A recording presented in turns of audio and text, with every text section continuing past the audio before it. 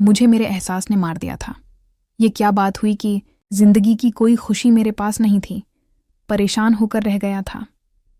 दौलत तो बहुत दौर की बात है, कोई गीसू किसी आंचल का सहारा भी नहीं था। इस नामीदी की कैफियत में अपने एक जानने वाले अतहर भाई से मुलाकात हो गई। वो ऐसे आदमी थे जिनको मैंने हमेशा खुश ही देखा था।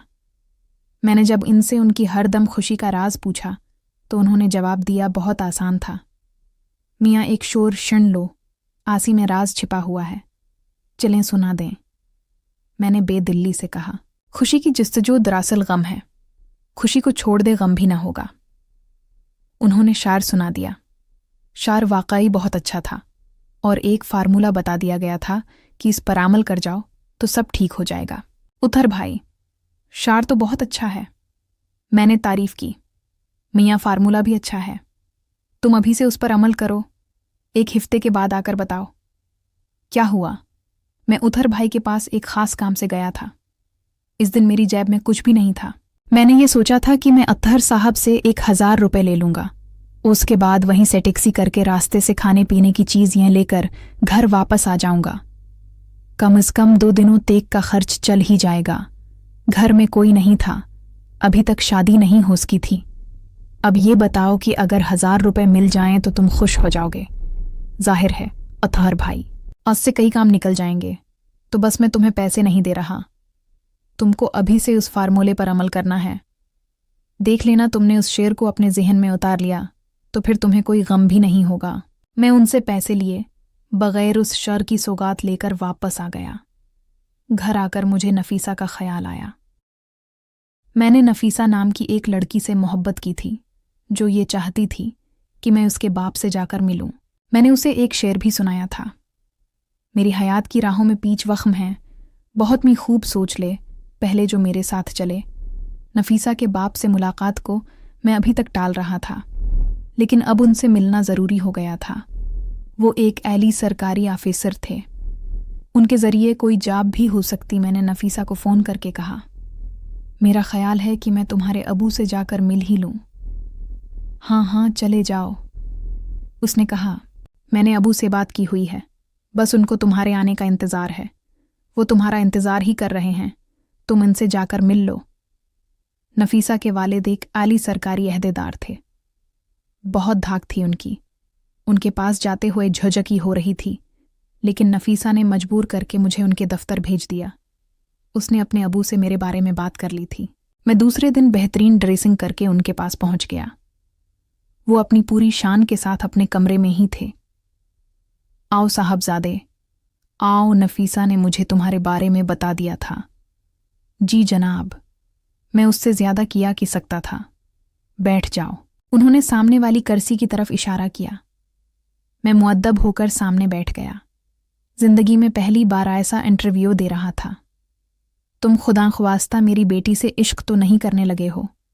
उन्होंने एक ऐसा सवाल किया कि मैं चुकरा कर रह गया। मेरा ख्याल है कि किसी भी बाप ने बुराह रास्त ऐसा सवाल होने वाले दामाद से भी नहीं किया होगा। अब जिंदगी के कठिन शब वरूज मेरे सामने थे। घर में खाने को भी कुछ नहीं था। मैं भी अपना खाना खुद ही बना लिया करता था, वरना आम तौर पर सामने वाले होटल से जाकर खा लेता था। मैं मोहल्ले की दुकान पर पहुंच गया। दुकानदार मुझे देखकर खुश हो गया था। शायद उसे ख्याल आया हो कि मैं उसका पिछला कर्ज अदा करने आया हूं। तनवीर भाई, चाय तो चलेगी ना? उसने पूछा। बस 2 मिनट में आ जाएगी। नहीं भाई, मुझे उस वक्त चाय की ज़रूरत नहीं, मैंने कहा। मुझे तो बस 2 किलो आटा, 1 किलो चीनी, खाने का तेल दे दो। अभी लो, पिछला हिसाब तो लेकर आए होता। नहीं भाई, मैं तो ये भी उधार लेकर जाऊंगा, मैंने कहा। अचानक वो भड़क उठा। इसकी खुश अखलाकी ख़त्म हो गई। रहने दो भाई, रहने दो। कमाल है, पिछला कर्ज अदा नहीं किया और चले आ रहे हैं उधार लेने। अब क्या इस मोहल्ले में बेवकूफ़ बनाने को एक में ही रह गया हूँ? जाओ भाई कोई और दुकान ढूंढो। उसकी बिग बिग सुनकर बहुत दुख हुआ। सोचा था कि सामान मिल जाएगा तो 2-4 वक्तों के खाने एक साथ बनाकर रख लूँगा। अचानक एक बार फिर अतहर भाई का शेर याद आ गया। खुशी की जस्तजू दरअसल तुम है, खुशी को छोड़ दे गम भी ना होगा। मैंने खुशी छोड़ दी और कुछ लिए बगैर ही वापस आ गया। हशाश बशाश कोई गम नहीं था, दिल पर कोई बोझ नहीं था। घर के दरवाजे ही पर नियाजी साहब खड़े हुए दिखाई दे गए। नियाजी साहब अपनी नौयत के एक कमाल इंसान हैं, बहुत खुश अखलाक और बहुत ही शाह खर्च। उन्होंने हमेशा मेरी मदद की है। उनको देखकर ईसाल गा कि खुदा ने इस वक्त फरिश्ता भेज दिया है। मुझे याद है कि नियाजी साहब ने मेरा किस किस मौका पर साथ दिया था। जिस क्वार्टर में रह रहा हूं उसका एडवांस भी नियाजी साहब ने दिया था। मैं उनसे जाकर लेट गया। भाई अचानक कैसे आ गए? मैंने पूछा। वह बस तनवीर साहब, तुम्हारी याद आई तो तुमसे मिलने चला आया। उन्होंने कहा, अरे ये तो मेरी खुश नसीबी है। आएं, अंदर आएं। हम अंदर आकर बैठ गए। मैंने महसूस किया कि नियाजी साहब कुछ उलझे हुए थे। घर में इतना चाय का सामान था कि 2-4 कप चाय बन सकती थी। मैंने उन्हें चाय लाकर दी। कुछ देर के बाद उन्होंने कहा, तनवीर साहब, मैं एक अजीब कश्मकश में हूं। खैरियत तो है? क्या हुआ? मैंने पूछा। हाँ, ये जाहिर खैरियत है, लेकिन अपने वजूद में एक हलचल मची हुई है। कैसी हलचल? भई बात में है कि मैं लोगों का साथ देता रहा हूं। आज भी इस इरादे से घर से निकला हूं, लेकिन एक अजीब बात है। वो क्या? मेरा दिल धड़कने लगा। बात यह है कि किसी की मदद या किसी के काम आ जाना मेरी खुशी रही है। मैं एहसान तो नहीं कहता, क्योंकि इसमें मेरी खुशी है, लेकिन हुआ ये कि जिनको मैंने अपने तौर पर खुशियां दें, उन्होंने गम दिए। एक कौल है कि जिस पर एहसान करो, इसके शर से बचो। मैं खुशी की जस्तजू में रहता था और ऐसी खुशी मुझे किसी के काम आकर ही मिलती थी। आज भी घर से 50,000 लेकर निकला हूं। अरे नियाजी साहब, ये तो आपकी बड़ाई की दलील है, वरना इस जमाने में कौन किसी का साथ देता है। उन्होंने बातों बातों में मुझे एक शार सुना दिया। वाह, ये तो अच्छी बात हुई। वैसे वो शार क्या था? तनवीर साहब, यकीन करें कि उस शार को सुनते ही ऐसा लगा कि मेरे सर से सारे बोझ उतर गए हों। समझ में आ गया कि मैं कहाँ भटक रहा हूं। वाह साहब, फिर तो बहुत मुबारक शार हुआ। मुझे भी सुनाएं। शार है टॉट रोमांस। खुशी की जस्तजू दरअसल गम है। खुशी को छोड़ दे गम भी ना होगा। एक बार फिर वो लानती शार मेरे सामने आ गया था। एक बात मैं आपसे कहने आया हूं, नियाजी साहब ने कहा। हो सकता है कि मैंने अब तक आपका साथ दिया हो, लेकिन अब मैं कुछ भी नहीं कर सकूंगा, क्योंकि इस शर का मफहूम समझ में आ गया है। रे नियाजी साहब, मैं बौखला कर बोला, लांत भेजें उस शर पर। आप तो नेकी किए जाएं। नहीं तनवीर साहब, अब इस किस्म की कोई नेकी मैं नहीं कर सकूंगा। इस इनकलाबी शर ने मेरी सूझ बदल दी है। मैं यही कहने हाजिर हुआ था। दिल चाहा कि या तो अपना गला घोंट लूं या उस शायर को जार दे दूं जिसने बी शार कहा होगा। नियाजी साहब कुछ देर बैठकर इस शार पर लेक्चर देकर रवाना हो गए और मैं अपने खाली पेट पर हाथ फेरता रह गया। खैर, वो दिन तो किसी न किसी तरह गुजार लिया।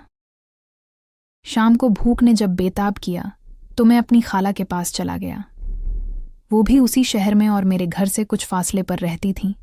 वो कबाब बहुत अच्छे बनाती थीं। उनके कबाब खाकर लुत्फ आ जाता था। खाला मुझे देखते ही खुश हो गईं। अरे बेटा तो बिल्कुल सही वक्त पर आया, मैंने तेरी पसंद के कबाब बनाए हैं। क्या बात है खाला आपकी। मैं खुश हो गया। खाला हो तो आप जैसी हो। मैं एक तरफ बैठ गया, सोच रहा था कि कितनी देर बाद कुछ खाने को मिलेगा। इस दौरान वही शर मेरे कान में गूंजने लगा। खाला, मैंने आवाज लगाई। खाला, मैं जा रहा हूं, एक काम याद आ गया है। अरे बेटा, क्या अब तो खाता जा। उन्हें खाला फिर सही और मैं इस मकान से बाहर आ गया। बाहर आते ही भूख से चक्कर सा आ गया था। एक दरख्त का सहारा लेकर खड़ा हो गया। इस वक्त किसी ने मुझे आवाज दी। अरे तनवीर साहब, कहाँ खड़े हैं? कैसे में असलम साहब? मैंने पूछा। क्या बताऊं, दिल में कैसी हलचल मची हुई है। खैरियत तो है ना? क्या हुआ? मौसूफ शायर भी थे, मेरे पास आकर बोले, खुदा की इस वक्त कुछ और मांग लेता तो शायद भी मिल जाता। कबूलियत की घड़ी थी, लेकिन मैंने आपको मांगा और आप मिल गए।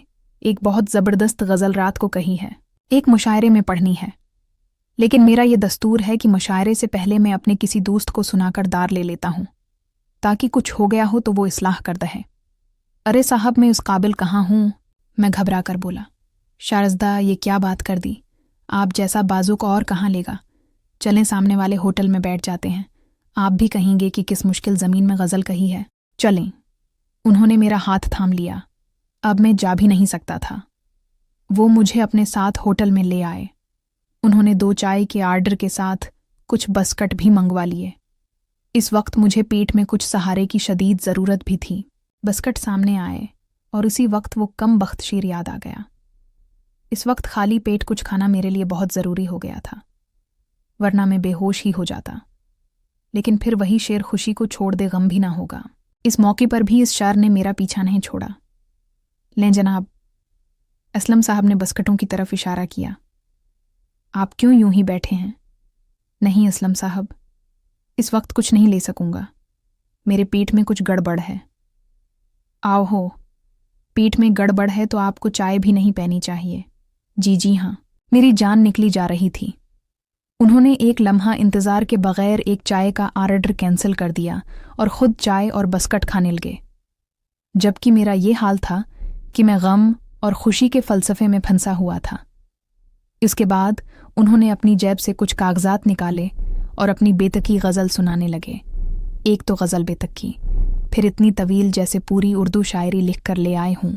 मैं कुछ देर तो बहुत हौसले से सुनता रहा, फिर आंखों के आगे अंधेरा छाने लगा और मैं बेहोश होकर लढ़क गया।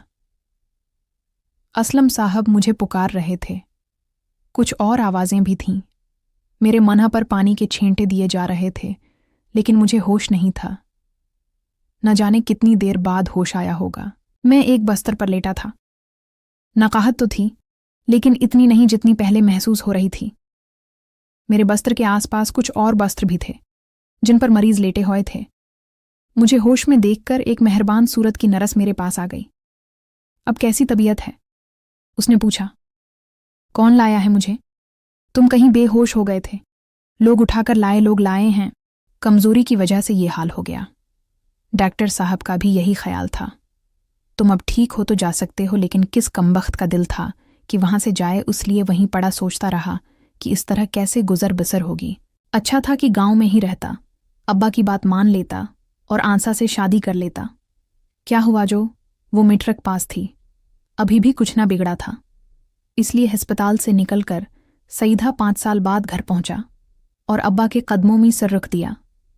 जवान बेटे को सीने से लगाने में देर उन्होंने भी नहीं की थी। अभी तो खड़ी टैक्सी का किराया भी अदा करना था और अम्मी के हाथ का बना खाना मेज़ पर मुंतज़र था। क्या है ना, खाली शार कहने और सुनने से पेट नहीं भरता। अब घर में सबके साथ सकून से रहूंगा और अबा के साथ ज़मीनों पर जाया करूंगा। जवानी में जाब करने और खुद से अपने पांव पर खड़ा होने का जिन्हों भी ख़त्म हो गया और दोस्तों की मुसीबत में दोस्ती भी देख ली।